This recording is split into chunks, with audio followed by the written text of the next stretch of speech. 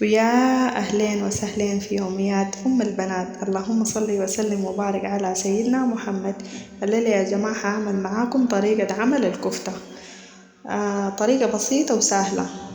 هنا يا جماعة جبت اللحمة، واللحمة يا جماعة لازم تكون صافية ما فيها دهن كتير، وهنا ضفت عليها البصومات. ولو ما عندك بصومات ما في أي مشكلة، ممكن العيش بتاع البيت ده تنشفيه بالفرن وبعد ذاك تسحنيه وتضيفيه عليه.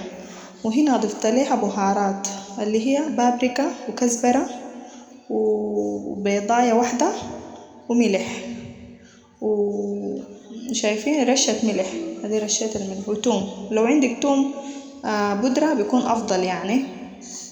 وبالإضافة للزيت، أنا هنا أضفت زيت الزيتون، حتى لو ما عندك زيت زيتون ممكن عادي يعني، ممكن تعملها بزيت الطعام، والزيت ما يكون كتير بس عشان شنو يمسك اللحمة يعني.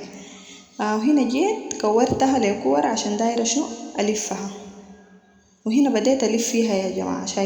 شايفين اللفة دي لفها بس بيدي يعني كده. طبعا الزيت لما تكبيه فيها بتخليها شنو بتتلفى معاك سهل جدا جدا. وهنا بديت أحمر فيها،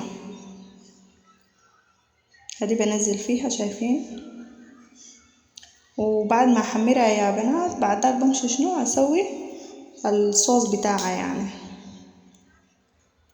الصوص دخلت طماطم كويس، طماطم، وتكبي عليه شوية بتاع بهار شوية بتاع التوم، وتكفليه شوية كده لحد ما يدي وش، وتكبي عليه شنو الكفتة.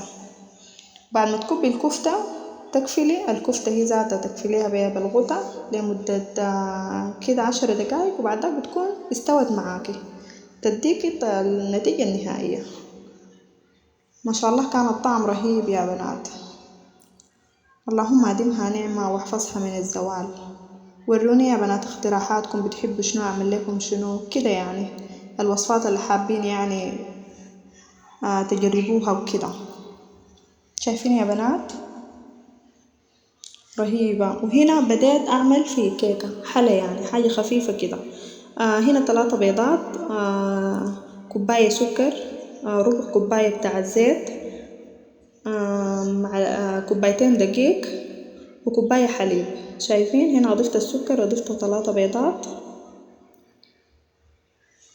هنا يا بنات بديت أخلط فيه، لو ما عندك مضرب عادي ما مشكلة، ممكن بالخلاط عادي تخلط المكونات، وبعدها تضيفي عليها شنو الدقيق. ونسيت يا بنات برضو معلقة بتاعت شنو بتاعت باكنج باودر، أهم شي عشان تظبط معاكي.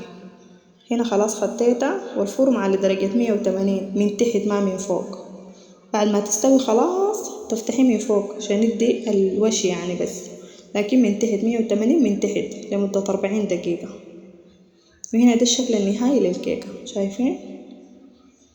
وهنا خلاص بعد ما اتغدينا طلعنا أنا والبنات مشينا الحديقة عشان نغيروا جو شوية، لأنه زي ما عارفين يعني قفيل بتاع الشقق وكده، الواحد لازم خصوصا الأطفال لازم يغيروا جو شوية، لأنه ما بيستحملوا الطفل يكون 24 ساعة قاعد كده بين 4 حيطان كده وما قادر يعني ياخد تهوية كويسة. لكن لما يطلعوا برا وشموا الهواء ذاته كويس يعني لمخ الطفل ولحاجات كتيرة. وما تنسوا يا جماعة اللايك والاشتراك عشان قناتنا تكبر بيكم، ومع السلامة.